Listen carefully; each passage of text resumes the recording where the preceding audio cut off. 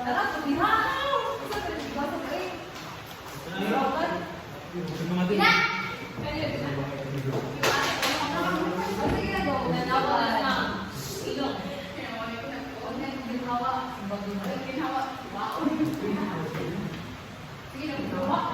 evening, everyone. Okay, this is the continuation of my topic last week. The lesson 3, which is the types of incentives. What is incentives? Incentives are used in education to describe both the incentive device and attitude produced by it. Incentives are artificial devices introduced in the methods of teaching of studying.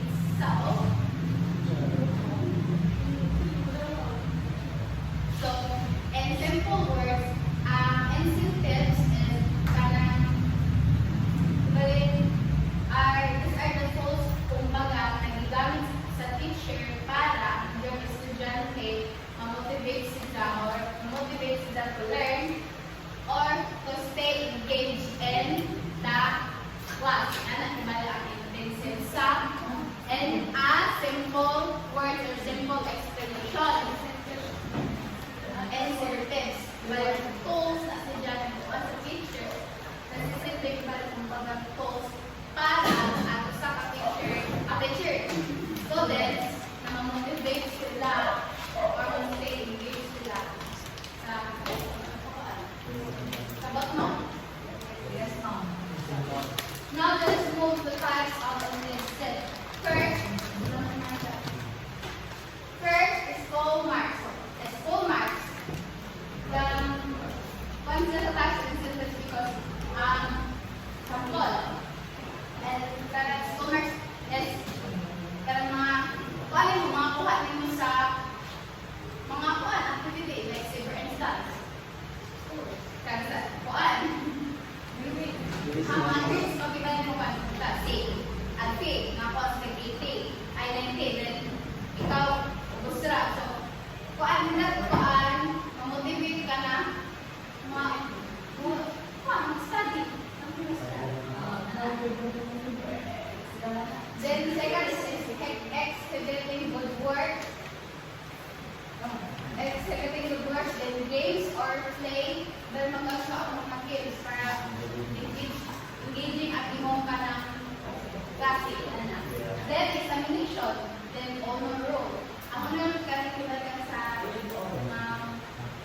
nagbangi kayo sa recognition of the decision sa kulana. Then mamotivate ka sa pagka-ikaw o mga sa kaya yung last week, so, mamotivate ka na mag-study or something kung ano para. Ikaw na. Ako niya. Then, emulation. Emulation is material rewards. Material rewards, paano? First, like sa mga estudyante, ito na kasi mga elementary level. Kaya nasa ikaw na mag-take it, para motivate sila ng answer. Then, punishment. Doon ka na, pa-escatomy mo, na hindi mag-behave, zero, o malit, pagkantahon, penalty. Then, vocational goals. Kaya, ma'am, so na, ma'am. Now, let's move to okay na?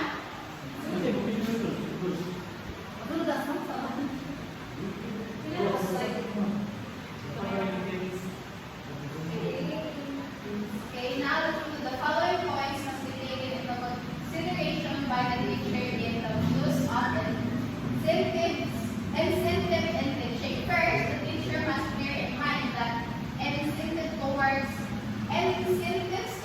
which students describe are quite different from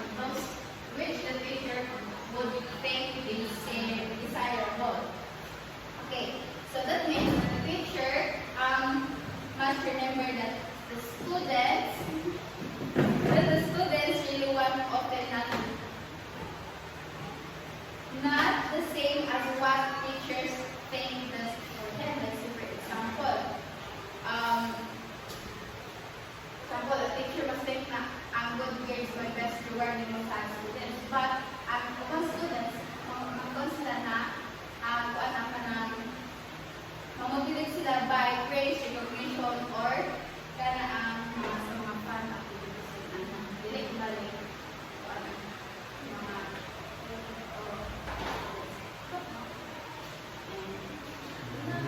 then second, the teacher should not consider the results as an indication of all rewards and punishment in the classroom. So the teacher should not see themselves as the only giver of rewards, because students must also learn to be responsible for their actions and motivated by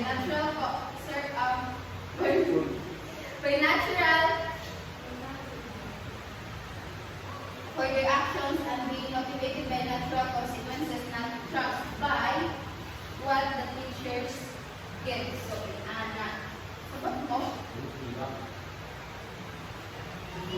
now let's move to the third part. The ultimate goal of teacher and the learner should not center exclusively on how many facts have been learned by around the kinds of incentives students learn. Okay. The ultimate goal of teacher and learner should not only focus on how many facts students memorize, because education is not just about scoring information. It is about helping learners to develop skills, understanding values, and the love for learning.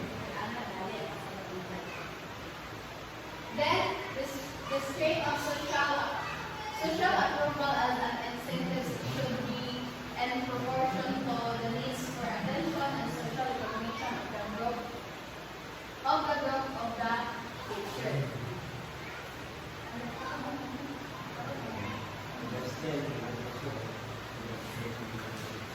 Then, number 5, any incentives must be considered in terms of its total effect to the learner and upon other kinds of learners.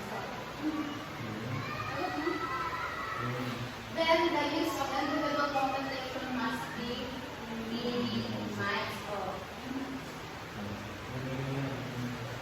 Okay, now let's move to the lesson 5.4. The importance of motivation for learning. The purpose and importance of motivation in learning should be clearly understood by the teacher. The fundamental aim of motivation is to stimulate and facilitate learning activity. Learning is an active process that needs to be motivated and guided towards an desirable end. Motivation is essential in any teaching and learning situation. Knowledge of motivation is therefore fundamental to the teachers who makes schoolwork and interesting for that learners. One of the motivation.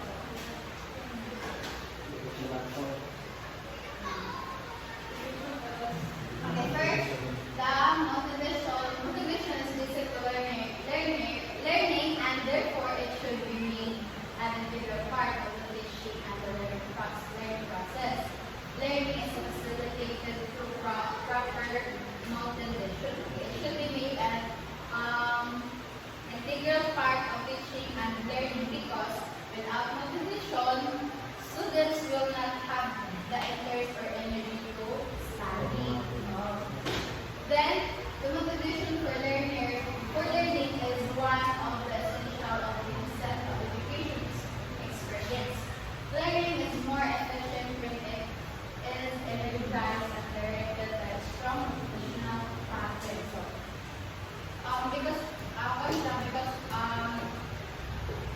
motivation drives students to pay attention, work hard, and keep learning, making their education meaningful and effective. Number 3, continuous motivation is essential in developing concentration of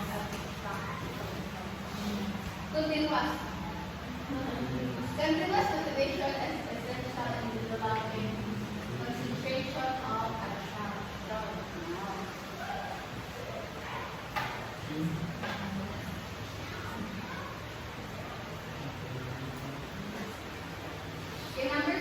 motivation is important not only as an energizer and director of learning, but as a habit the system maintains. So, motivation is important because it gives energy and focus for learning.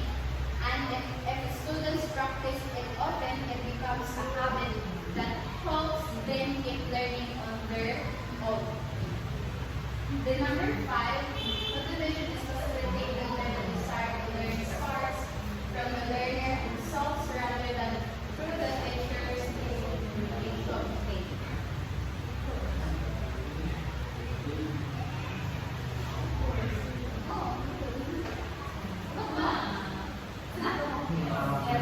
It